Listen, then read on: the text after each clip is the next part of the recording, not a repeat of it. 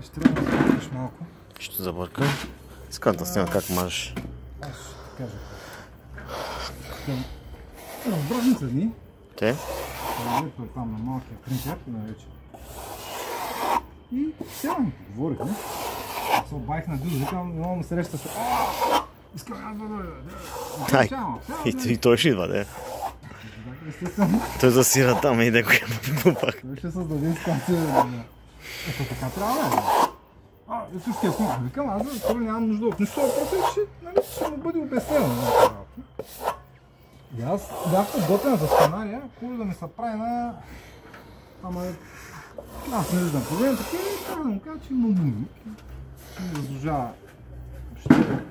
въобще как е? Обаче той се появи, беше свалил крилата доста. И като разказах историята, се държа за главата. Оле, човек, аз не разбрах какво ми говориш ония път на Арбанаси. Аз чак сега разбирам, аз съм знаел, не викам, човек. Страшна топка да подари тогава и едвам съм я отиграл. Поговорихме, не? Извини се някакви пъти. Човек, просто не ги прави тия неща, защото не е яко. И сега викам, Бисерка, няма там сега.